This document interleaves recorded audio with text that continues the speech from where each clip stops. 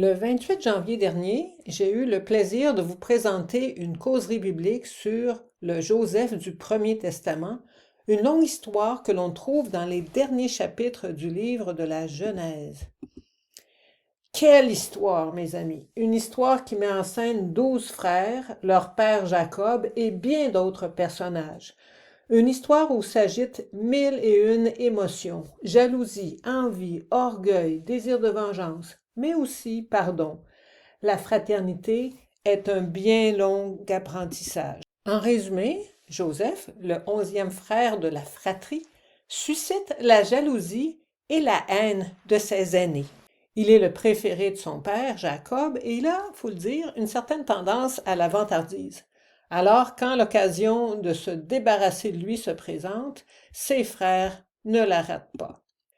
Après avoir envisagé de le tuer, puis l'avoir jeté finalement dans une citerne, ils en viennent à le vendre à une caravane qui se rend en Égypte. Il y deviendra esclave. Cependant, comme Dieu est avec lui, tout lui réussit et après de nombreuses péripéties, il devient le plus grand personnage d'Égypte après Pharaon. Il veille avec sagesse sur le royaume d'Égypte. Aussi, lorsqu'une grande famine s'abat sur tout le Proche-Orient, l'Égypte ne manque de rien. Ses greniers sont pleins à ras-bord grâce au bon conseil de Joseph. Mais ce n'est pas le cas dans le pays de Canaan où habite Jacob, le père de Joseph, et tous ses autres fils. Alors Jacob envoie ses 10 fils aînés acheter du blé en Égypte. Il se retrouve devant Joseph sans le reconnaître, mais lui les reconnaît très bien. Et c'est ainsi que sonne pour lui l'heure de la revanche. Il va jouer au chat et à la souris avec ses frères et leur faire revivre la situation d'autrefois. Il veut en fait savoir s'ils ont changé depuis l'époque où il l'avait vendu.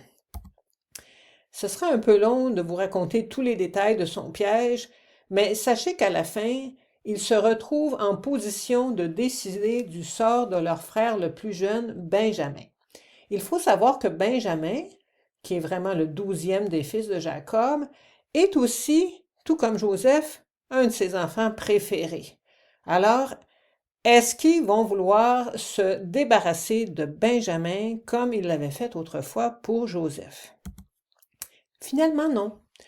Un des aînés de la fratrie, Judas, intercède pour son petit frère.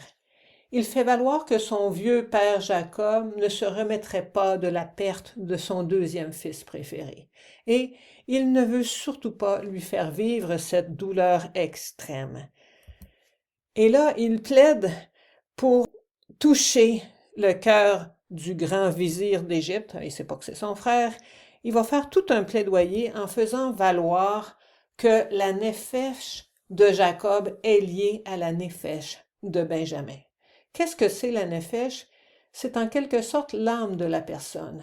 C'est l'être humain dans toute son aspiration à vivre en profondeur. C'est donc dire qu'il y a un lien intime entre Jacob et Benjamin, et Judas est capable de contempler ce lien sans jalousie. C'est vraiment très beau de pouvoir contempler une relation entre deux autres personnes sans se sentir jaloux. On peut dire qu'il a cheminé, et dans son cheminement, en fait, il a vécu lui-même la perte de 2 fils. Alors, ayant connu cette douleur-là, il est capable de communier aux sentiments de son père, et il ne voudrait surtout pas que ça arrive de nouveau à son père. Joseph, inutile de vous dire, est extrêmement touché par le plaidoyer de Judas et se dévoile enfin comme étant Joseph, leur frère. On assiste à des retrouvailles de toute la fratrie. Au terme de cette histoire, on pourrait tenter de classer les personnages en 2 groupes.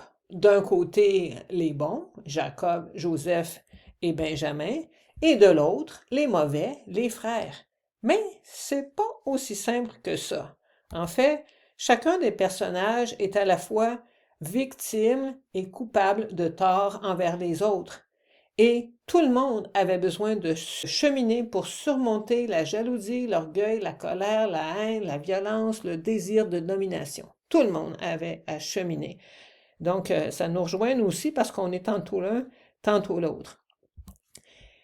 En fait, cette histoire des frères est un miroir qui nous est tendu parce que nous aussi, nous avons à cheminer sur le plan de la fraternité. Si le premier livre de la Bible, la Genèse, traite abondamment de l'enjeu de la fraternité à travers les histoires de Caïn et Abel, Jacob et Ésaü, Rachel et Léa, Joseph et ses frères, ça doit être parce que c'est à la fois très important et pas évident du tout. Si jamais vous avez le goût de planifier une présentation de cette causerie sur Joseph dans votre milieu, ça peut être au Saguenay-Lac-Saint-Jean en personne ou par Zoom ailleurs, contactez-moi en utilisant l'adresse de courriel que vous voyez sur cette diapositive. Au plaisir!